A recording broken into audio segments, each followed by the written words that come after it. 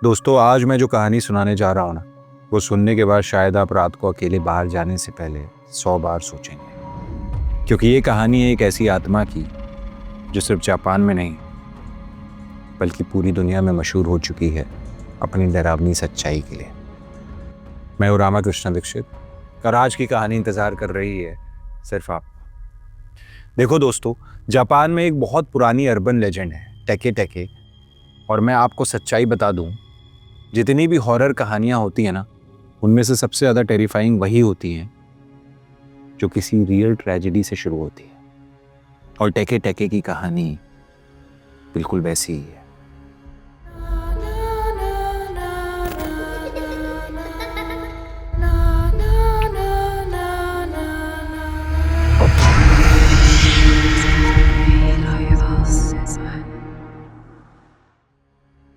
तो हुआ यूं था, कई साल पहले की बात है। जापान के एक छोटे से शहर में एक स्कूल गर्ल रहती थी।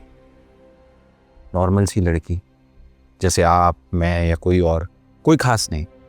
रोज स्कूल जाती, पढ़ती, घर आती।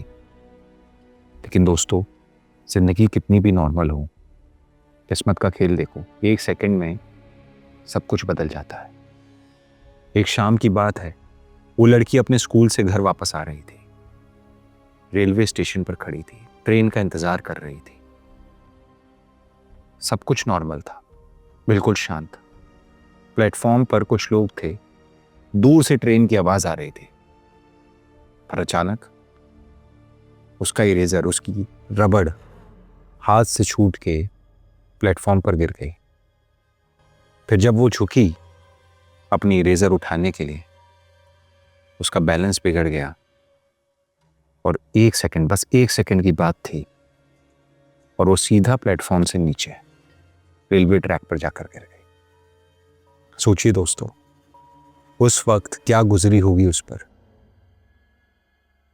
वो उठने की कोशिश कर रही होगी, घबराहट में चिल्ला रही होगी, और तभी दूर से उस ट्रेन की हेडलाइट चमकती हुई तेज आवाज के साथ, तेज, बहुत तेज आ रही थी।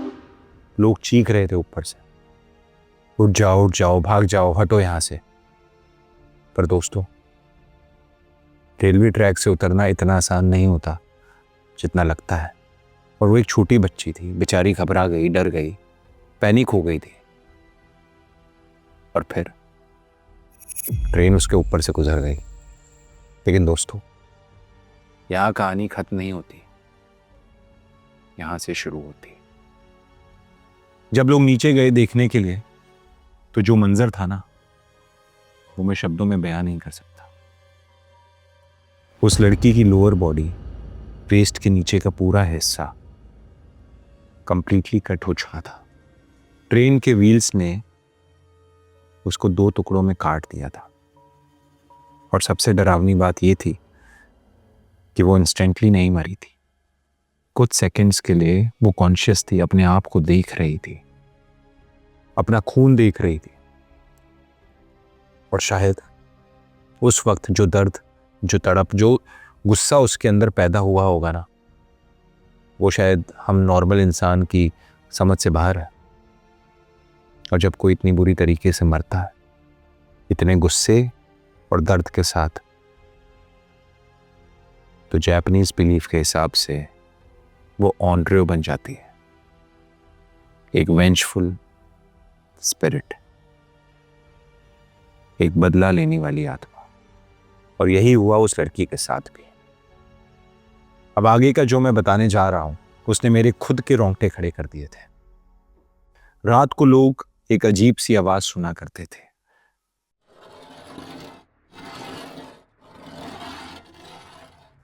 ये एक मेटलिक साउंड जैसी एक आवाज है, जैसे कोई कुछ ड्रैग कर रहा हो कंक्रीट पर।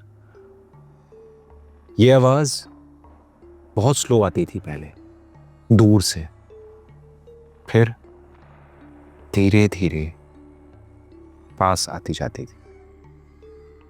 वही एक बंदा था जो रेलवे स्टेशन के पास से रात को घर जा रहा था। उसने भी यह आवाज सुनी। वो रुका, पीछे देखा, कोई नहीं था। फिर से चला गया, फिर आवाज आई, पास से। इस बार उसने अपनी टॉर्च जलाई और दोस्तों, जो उसने देखा ना, वो बहुत खौफनाक मंजर था। एक लड़की उसके सिर्फ अपर बॉडी अपने एल्बोज से खुद को घसीट रही थी। वो जोर से चिल्लाया, ओ माय गॉड, उसने अपने आप से कहा, और टॉर्च उस बच्ची के चेहरे पे मारी। उसका चेहरा पूरा ट्विस्टेड था दर्द में, बाल बिखरे हुए, और जहां उसकी वेस्ट खत्म होती थी ना, वहां से खून के निशान। उसके इंटरनल ऑर्गन्स, सब कुछ घिसता हुआ आ रहा था ग्राउंड पर। सोचकर देखो आप, कितना भयंकर मंजर होगा। और जब वो अपने एल्बोज से आगे बढ़ती थी तो तभी ये आवाज आती थी, कुछ ऐसे, टके टके टके। आई थिंक उसकी बॉडी से कुछ टकराता था कंक्रीट पर, जिससे आवाज जनरेट होती थी। पर उस टाइम पे उस बंदे की तो सांसें रुक गई।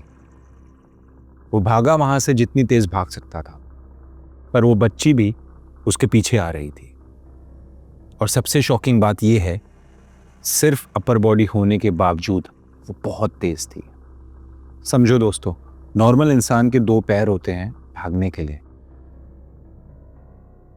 पर उस आधी बॉडी के साथ उस लड़की के पैर ही नहीं थे, तो अपने दोनों हाथों से इतनी तेजी से क्रॉल करती है कि कोई भाग ही नहीं सकता उससे। बट वो बंदा बहुत तेज भागा और कुछ देर बाद घर के अंदर घुसा और उसने अपना दरवाजा बंद कर लिया। और वो जोर जोर से अपने आप से कहने लगा कि कुछ नहीं हुआ, कुछ नहीं हुआ, कुछ नहीं, सब ठीक है, सब ठीक है, बस बस बस, भ्रम था मेरा, भ्रम था, उसने अपने आप से बोला। और उस टाइम तो सब कुछ नॉर्मल हो गया। फिर आया एक डेडली साइलेंस। अब स्टोरी यहां पर कुछ देर के लिए थम जाती है। उस बंदे को लगा अब सब ठीक है, और 1-2 घंटे में उसके दिमाग ने वो सब कुछ नॉर्मल कर दिया। उसने खाना बनाया, खाया और सोने आ गया बेडरूम में। फिर लगभग रात को 3 बजे उसने आवाज सुनी तो उसकी नींद टूट गई। वो बोला कि क्या, कौन है इधर? उसने आंखें मिलते हुए कहा। बट लिटरली उसके घर के बाहर से विंडो पर स्क्रैचिंग की आवाज तेज हो गई, जिसके साथ किसी ने साइलेंटली कहा, Where are my legs? हाँ, ये उस आत्मा का सिग्नेचर क्वेश्चन था। जितने भी लोगों ने उसके बारे में बताया, उन्होंने बताया कि वो यही सवाल पूछती है जब भी वो किसी से मिलती है। Where are my legs? और अब ध्यान से सुनो, अगर तुम्हें कभी टके मिल जाए और वो ये सवाल पूछे, तो तुम्हारे पास सिर्फ कुछ सेकंड्स हैं जवाब देने के लिए। और अगर तुम भागे तो वो तुम्हें पकड़ लेगी और तुम्हारी वेस्ट से तुम्हें काट देगी, बिल्कुल वैसे ही जैसे उसके साथ हुआ था। अगर तुमने गलत जवाब दिया तो भी सेम रिजल्ट। पर कुछ लोग कहते हैं कि सही जवाब है। They are at the mission expressway, her legs. पर इसका भी कोई गारंटीड जवाब नहीं है।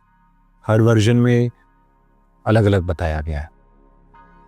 खैर, अब जानते हैं उस आदमी के साथ क्या हुआ। वो बंदा चादर के नीचे छुप गया, कांप रहा था, रो पड़ा, प्लीज़ मैं कुछ नहीं जानता, गिड़गिड़ा रहा था, अपनी जान की भीख मांग रहा था। पर दोस्तों, वो आत्मा, टके की आत्मा जवाब मांगती है, और अगर नहीं मिला तो खिड़की का कांच 1 सेकंड में फूट गया। टके अंदर कूद गई। उसके इंटेस्टाइन्स, ऑर्गन्स सब कुछ बाहर झूल रहे थे। खून का पूल बन गया कमरे में। उसका चेहरा बिल्कुल पेल, वाइट आंखें बड़ी बड़ी, पीपल्स ब्लैक, मुंह इतना खुला हुआ कि जॉ डिसलोकेट लग रहा था। और फिर वो क्रॉल करने लगी। वही आवाज, टके, एल्बोज से अपने आप को घसीटती हुई, बहुत तेज, जैसे कोई मशीन जहाँ जब वो क्रॉल करती थी वहाँ खून के निशान पड़ जाते थे। वो बंदा भागा दरवाजे की तरफ, पर उस आत्मा ने उसकी टांग पकड़ ली और स्मेल आई एक सड़ी हुई फ्लैश की। वो चिल्लाता रहा कि छोड़ दे छोड़ दे छोड़ दे, पर उस आत्मा ने अपनी बैग से एक रस्टी साइथ, एक ब्लेड जैसी चीज जिस पे पुराना खून लगा हुआ था, वो निकाली। उसमें उस आदमी की टांग रख दी, बिल्कुल पेस्ट के पास। वो चिल्लाता रहा कि नहीं नहीं नहीं नहीं प्लीज प्लीज, गिड़गिड़ाता रहा। और फिर एक झटके में उसके शरीर के 2 टुकड़े, खून हर जगह। वो चीखता रहा, तड़पता रहा। जान निकलते निकलते उसने अपने शरीर के दूसरे हिस्से को देखा। अगली सुबह उसकी बॉडी घर पर नहीं बल्कि एक ट्रेन की पटरी पर मिली। है ना शॉकिंग? मैं भी हो गया था। चलो कहानी को यहीं ख़त्म करते हैं। और दोस्तों, वीडियो कैसा लगा ये कमेंट सेक्शन में ज़रूर बताना। अगली वीडियो में ज़रूर मिलेंगे एक नई डरावनी कहानी के साथ, एक रियल हॉरर स्टोरी के साथ। तब तक के लिए सब्सक्राइब करो हमारे चैनल को and keep on following Lions Gate Sannata horror stories.